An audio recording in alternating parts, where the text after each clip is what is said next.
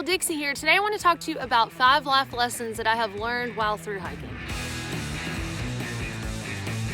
Being out in the wilderness for 5 to 6 months can really teach you a lot about yourself. You're basically stripped down to the most simple form of life by just making sure that all of your needs are met, like shelter, water, food.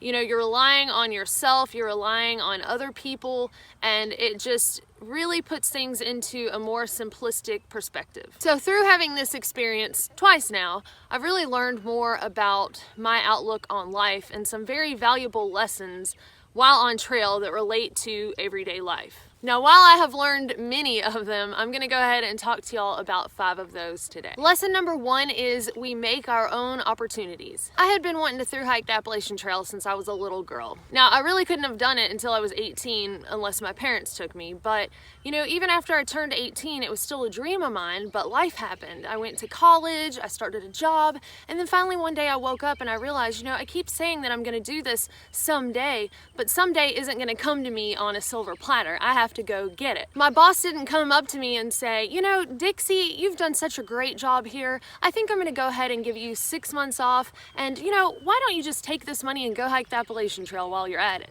Now, yes, that would have been wonderful, and some people are able to get off 6 months at a time and then go back to work, but in my situation, that wasn't a possibility. So I had to decide to save up, quit my job, and go out and do it and stop talking about how I wanted to do this someday. And through learning that we make our own opportunities, I realized that, you know, honestly, I'm glad it's that way, because if it was always the only things we got were things that were handed to us on a silver platter, I mean, you just wouldn't appreciate it that much. So I learned that hard work and earning something feels a whole lot better than just having something handed to you. Now, this is not just relative to the trail. Again, this applies to life in general. Now, I know some of y'all are in stages in life and you do want to through hike, but you've got families depending on you and you just can't make it happen right now. It's not a huge priority in y'all's life, and that's okay. But is there another dream or goal that you have that you can attain right now in your current situation, or at least start working towards, and stop making excuses? Because we make our own excuses, but we can make our own opportunities too.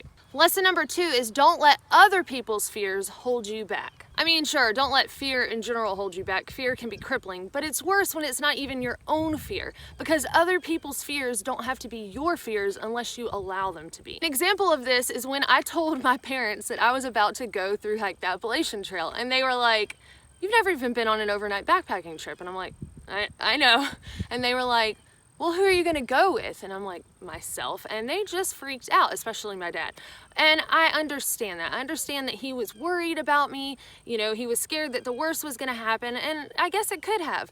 But the thing is, I wasn't afraid of that. Yes, I had some fears, but it wasn't enough to stop me from going out there and doing that. If every day I avoided doing things that somebody has told me they're afraid of, I'd probably be sitting in my bed right now in the fetal position, scared to even barely breathe, you know? So my point is, just because other people sprinkle in doubt on your ideas and dreams, don't let that cripple you and hold you back from going out there and doing it. Because if you're not afraid to go try it, then you should go do it. And even if you are afraid, you should get out there and do it anyway. And finally, what you choose to do doesn't have to make sense to other people.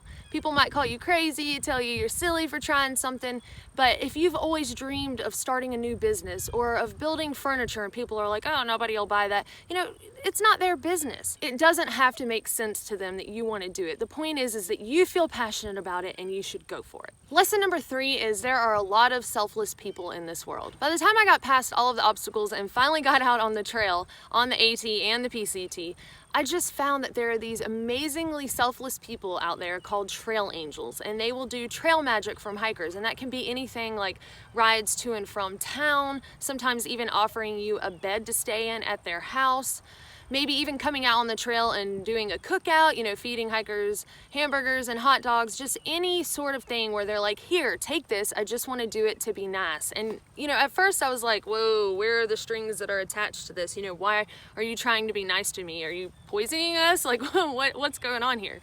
but you just learn that, you know, even despite everything you see on the news and you hear in cities, that there are really some amazing people out there that just want to be kind to one another. And it doesn't even stop with the trail angels. I mean, hiker to hiker, you've got folks aging from, you know, 5 years old to 80 years old out there on the trail through hiking, and they are so helpful to one another. I mean, the camaraderie is just incredible. And you know, I saw hikers give each other gear. You know, if somebody's piece of gear broke, maybe they borrowed somebody's stove one night, or, you know, they ran out of food, so somebody gave some snacks. And you know, people would give each other things without even asking each other's political affiliation. Isn't that crazy? It's like people from all walks of life can coexist and actually, you know, like each other. The truth is that teamwork makes the dream work. But how does this relate to everyday life? Well, for me, I've found that paying it forward feels really, really great. I've actually gone out and done trail magic since I finished my AT thru-hike for some of the hikers in 2016, and most likely the years that I'm not out hiking, I will be doing some form of trail magic. But trail magic doesn't just have to happen on the trail, right? I mean, when you're at the drive-thru, you could get that person's meal behind you. And I wonder for how many hours they're at that drive-thru, people will keep passing that on. Also, maybe at work, you've got somebody that really grinds your nerves and you just want to be, you know, hateful to and passive-aggressive. But is that really helping anybody out? Maybe you could focus on their positive qualities. I know it'd be tough, but just try. And see what you can come together and work on that will benefit everybody. I'm just saying, if more people could be selfless and helpful and kind, then I really think, as cliche as it sounds, this world would be a much better place. Lesson number 4 is the sun is a lot brighter after a rainy day.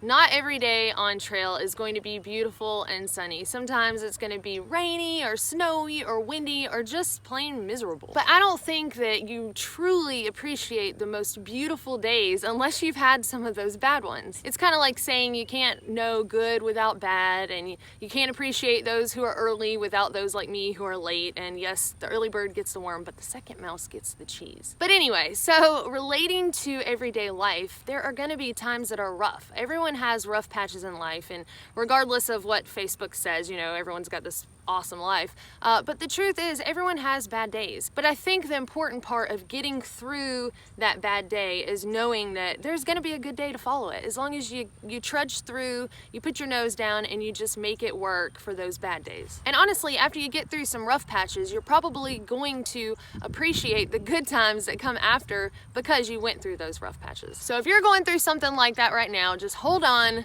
Good days are ahead. Lesson number 5, and probably the most important one, is believe in yourself. Henry Ford once said, whether you think you can or think you can't, you're probably right. After the first thru hike, my dad came around and was, you know, pretty supportive of the second one, and the rest of my family was very excited for me, and it did feel good to have other people backing me. But there were a lot of naysayers. There were a lot of people, especially with the high snow year in the Sierra Nevada, that said you'll never make it through. And you know, it did feel good to have some support, and I tend to be inspired by the naysayers, but the point is if I didn't believe in myself, none of it would have been possible. The people supporting me weren't carrying me down the trail. They weren't keeping me warm while I was cold. They weren't feeding me when I was exhausted and didn't feel like cooking. I was the one that did that, and I was the one that pushed myself during the hard times and believed in myself regardless of anyone else.